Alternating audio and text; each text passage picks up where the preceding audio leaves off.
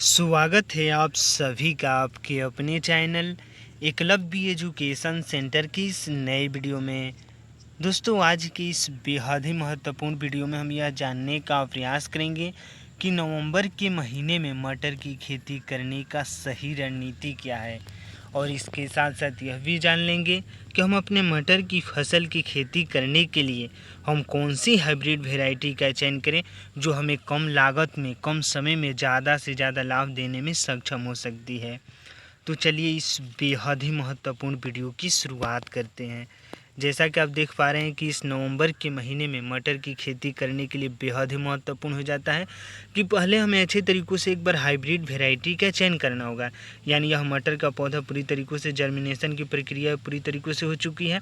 यानी यह मटर का जो आपको पौधा दिख रहा है यह लगभग 10 से 15 दिनों का हो चुका है। तो इस समय हमारे लिए बेहद ही महत्वपूर्ण हो जाता है कि अगर मटर की खेती अभी तक नहीं किए हैं, अगर करने के बारे में सोच रहे हैं, तो निश्चित तौर पर पहले हमें अच्छे तरीक़ों से एक बार हाइब्रिड वैरायटी का चयन करना होगा। यानी हाइब्रिड वैरायटी के रूप में हम गोल्डी F1 हाइब्रिड वैरायटी का चयन कर सकते हैं, और यह बेहद ही लोकप्रिय एवं उन्नत किस्म का हाइब्रिड वैरायटी है मटर की खेती करने के लिए। तो इस तरह से हम गोल्डी F1 हाइब्रिड वैरायटी का चयन कर सकते हैं। इसके साथ साथ GS10 आता है, उसका भी चयन कर सकते हैं। और इसी क्रम में आगे को बढ़ते हैं और अगले हाइब्रिड वैरायटी की बातें करते हैं। तो अगला श्रीराम प्राइवेट लिमिटेड कंपनी का मटर का जो F1 हाइब्रिड वैरायटी आता है उसका भी चयन कर सकते हैं। तो इस तरह से मटर की खेती करने के लिए बाज़ारों में तमाम हाइब्रिड वैरायटी मौजूद है। अगर उनमें से सही तरीक़ों से चुनाव करके, यानी अपनी मिट्टी के अनुसार हमें अच्छे तरीक़ों से हाइब्रिड वैरायटी का चुनाव करना होगा। यानी यह जो पौधा दिख रहा है यह गोल्डी जो मटर की खेती करने के लिए हाइब्रिड वैरायटी आता है वह हाइब्रिड वैरायटी है। तो इस तरह से पहले अपनी मिट्टी की जांच कर लेनी है। जैसे मिट्टी की जांच कर लेते हैं तो हमारे मिट्टी में कौन कौन सी खादों की कमी है, कौन कौन से pH वैल्यू क्या है, क्या क्या कमी है, इसकी जानकारी प्राप्त हो जाती है। और उसी अनुसार से हमें अच्छे तरीक़ों से एक बार हाइब्रिड वैरायटी का चयन करना होगा। यानी जैसे एक बार अच्छे तरीक़ों से हाइब्रिड वैरायटी का चयन कर लेते हैं तो हमारे मटर की फसल को उगाने में थोड़ी सी सहायता मिल जाती है। जैसे मान लीजिए अगर मिट्टी में नाइट्रोजन की कमी है, फास्फोरस पोटाश जैसे खादों की कमी है, तो उसकी हम पूर्ति करके निश्चित तौर पर अपने मटर की फसल से ज़्यादा लाभ प्राप्त करने में सफल हो सकते हैं।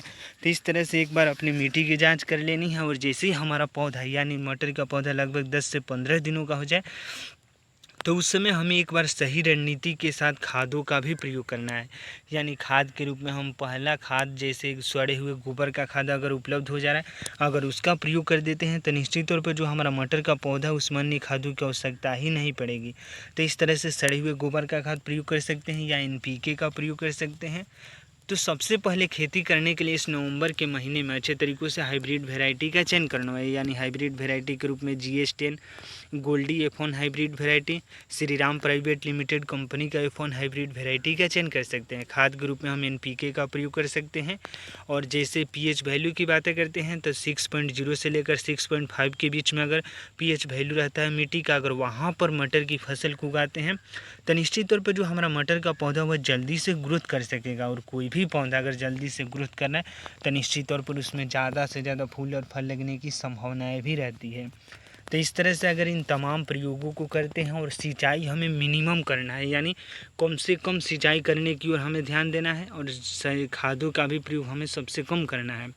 और इसके साथ साथ जब हम स्प्रे की बातें करते हैं तो इंसेक्टिसाइड के रूप में हम बादशाह इंसेक्टिसाइड का प्रयोग कर सकते हैं, रोगार का प्रयोग कर सकते हैं। तो इस तरह से तमाम कीटनाशक दवा उपलब्ध है बाज़ारों में, उनमें से किसी एक कीटनाशक दवाओं का हमें चुनाव करना है और उसके बाद हमें अपने मटर की पौधे में स्प्रे कर देना है। अगर इन तमाम प्रयोगों को करते हैं अपने मटर की फसल को उगाने के दौरान तो हमें पूरा भरोसा है कि आप अपने मटर की फसल से सबसे कम लागत में ज़्यादा से ज़्यादा लाभ प्राप्त करने में सफल हो सकते हैं। तो आज की इस बेहद ही महत्वपूर्ण वीडियो में बस इतना ही। अगर आप हमारे चैनल के साथ नए जुड़े हैं और वीडियो अच्छा लग रहा है, कुछ सीख पा रहे हैं इस वीडियो के माध्यम से, तो हमारे चैनल को कर दीजिए सब्सक्राइब। धन्यवाद, थैंक यू।